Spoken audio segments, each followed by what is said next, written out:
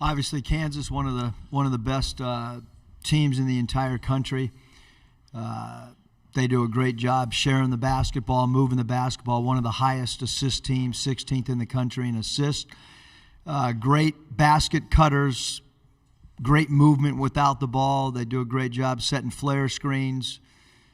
Star players in Gradey, Dick, and obviously, Wilson, and then great point guard play. You can see that this is a ball club that's got clearly defined roles.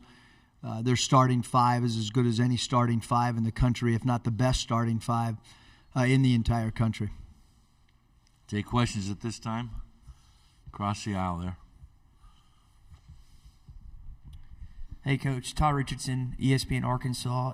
You always talked about when Isaiah Joe was a Razorback, how it was really playing 4-on-4 because he just gave so much space and the guy would have to be on him. You see a lot of similarities with Gradey Dick and what he does for Kansas' offense? Yeah, I don't think there's any question that you've got to stay attached to him. You still have to keep your core defensive principles. But certainly your help off of him, especially on the strong side, you need to be concerned with that for sure. But he does a great job with his pump fake game. He does a great job with backdoor cuts. He does an excellent job moving without the ball. And he's a really good offensive rebounder. So there's a lot of factors when you guard Gradey Dick, a lot of factors that you've got to consider. We go across the way in the back. Go ahead, sir. Hi, Coach. I'm David Lawrence with the Jayhawk Radio Network. Just talk about your thoughts and how unique it is when you're looking at your opponent, and maybe the biggest question mark is the other team's head coach, and then any thoughts you have of Bill Self in your past. Well, as all of us college coaches, incredible respect for Coach Self. I mean, just great respect for him.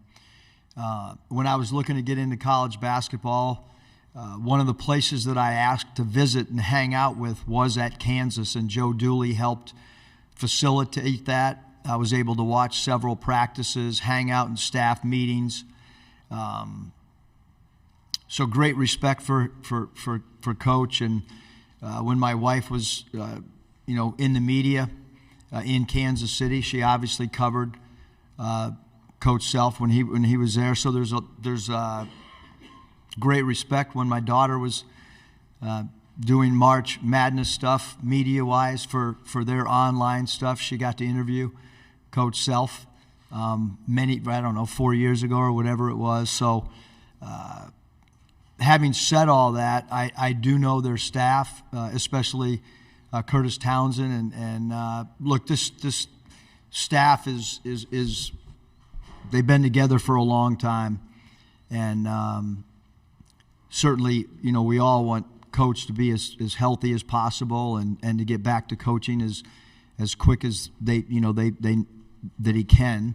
But having said that, they're a well-oiled machine in how they go about their business and how they execute. So certainly concerned with those guys out on the floor, just like I'm sure that their staff's really not concerned about any of us on the sidelines. At this point in juncture with the short turnaround, I really think a lot of it comes down to player productivity and who has a big game and who can try to absorb as much as possible from a game plan standpoint in a short turnaround. Obviously, the second half of these when you win a game in this tournament, the second game at each new site you go to becomes a little bit more difficult from a prep standpoint. Stay in the far back there. Hi, Eric. Adam Kilgore with the Washington Post. I had two things.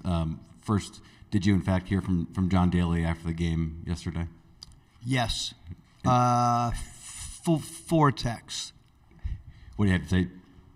Very happy with our free throw shooting.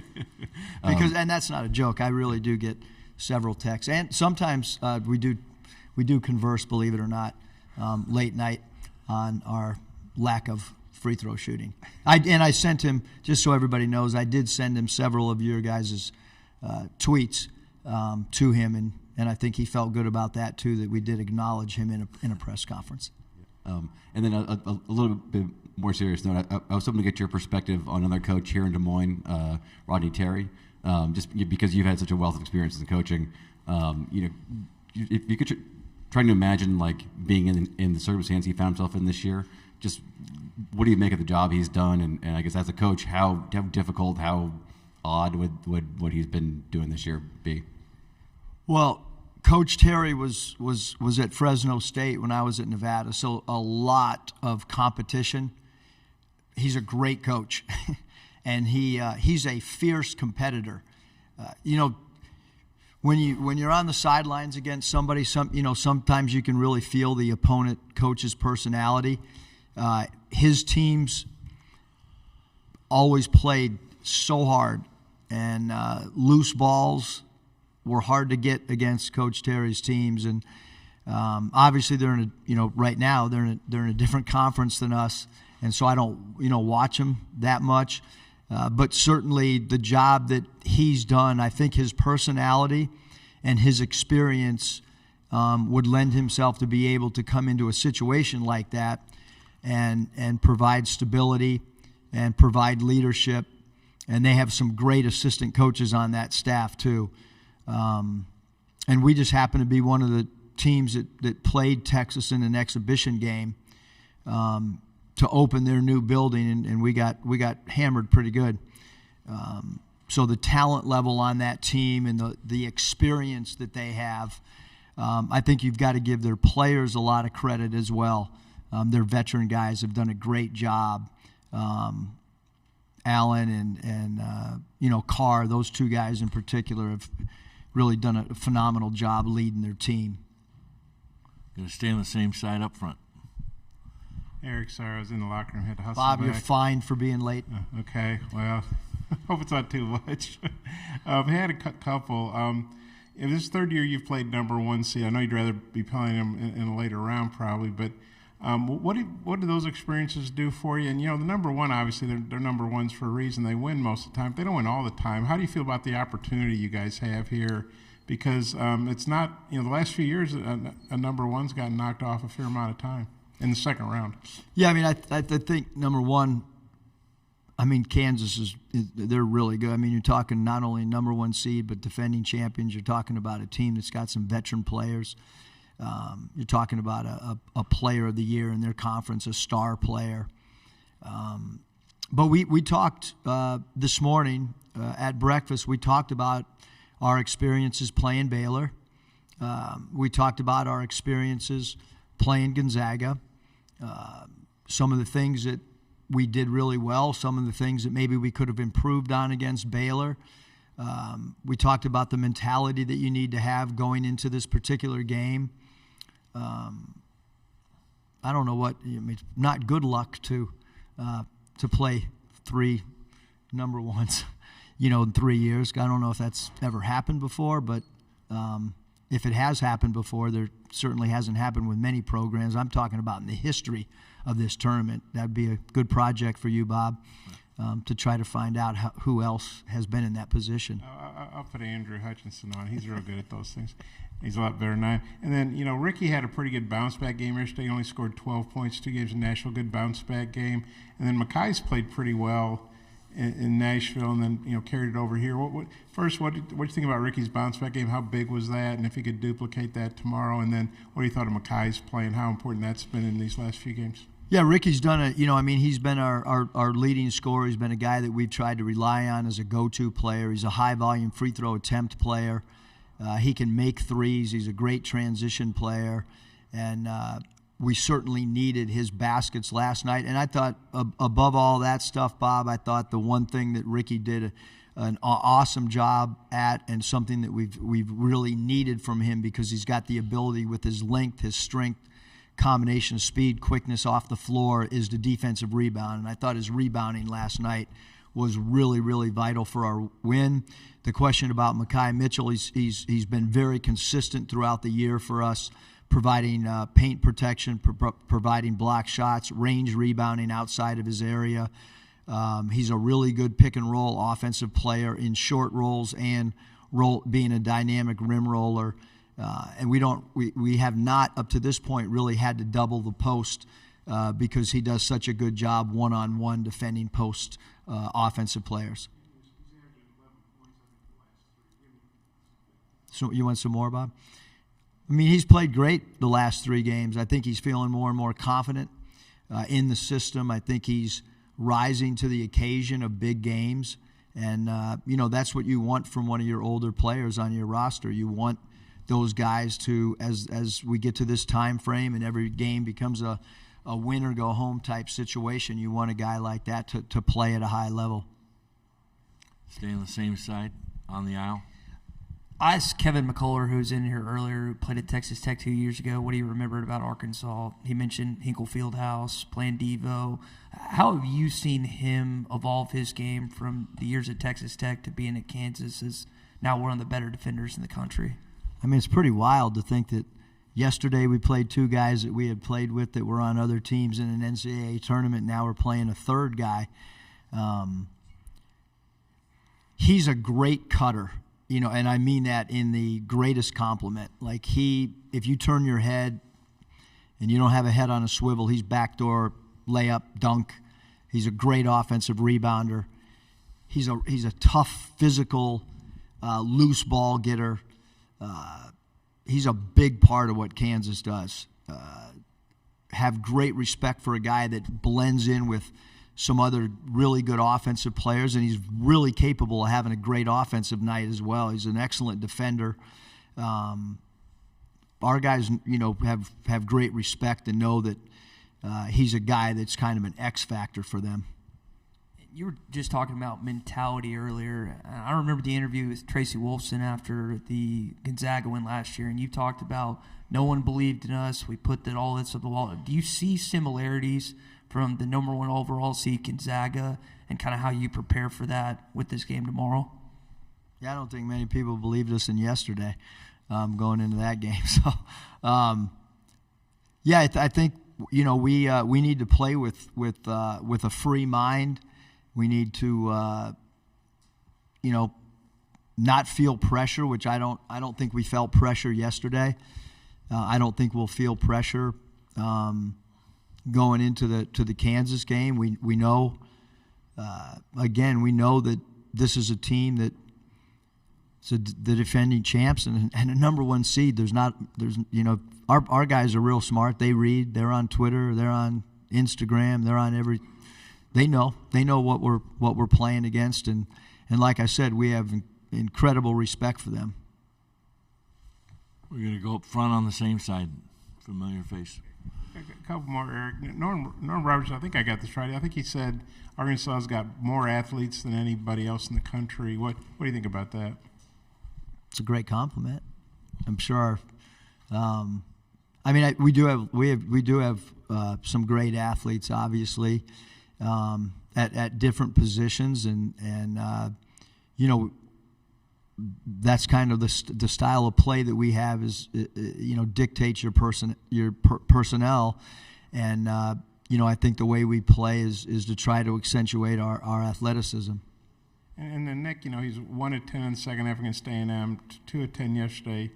Even I know that's 3 of 20. Very uncharacteristic. In a weird way, is it almost like good because, man, he can't keep shooting like that. He's going to bust out against Kansas. Or what do you think about that? Yeah, I think that everybody's puts one of their best defenders on Nick. He draws attention when he's playing off the bounce in pick and roll.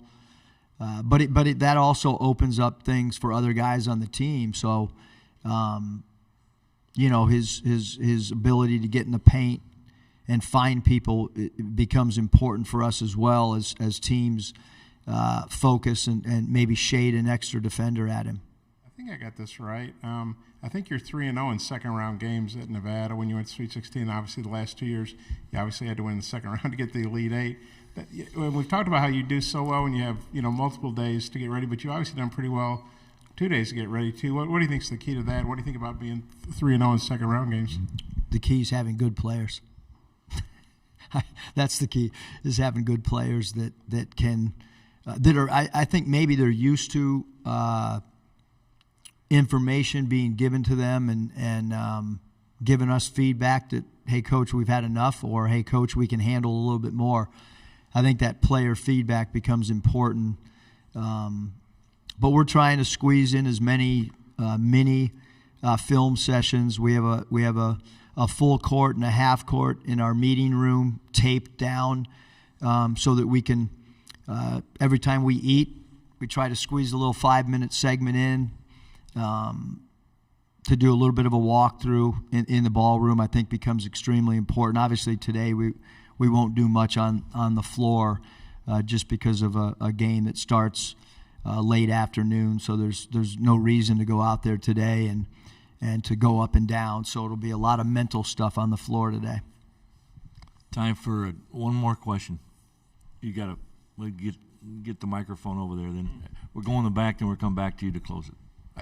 David Lawrence for the Jayhawks. Again, looking at your schedule, Coach, you ran off like 8 straight wins, and you've gone through some, 3 or 4 Struggles. weeks where you struggled a little bit. Obviously, the schedule dictates part of that, but what are some of the tangible things that go well for you guys when you succeed, and what goes wrong when you guys are not hitting on all cylinders? Well, I think if you look at some of the games that we've lost, they've been true road games. Early in the SEC schedule, we struggled because I think it was just kind of new. We had played home games, and then we had played neutral site games in Maui.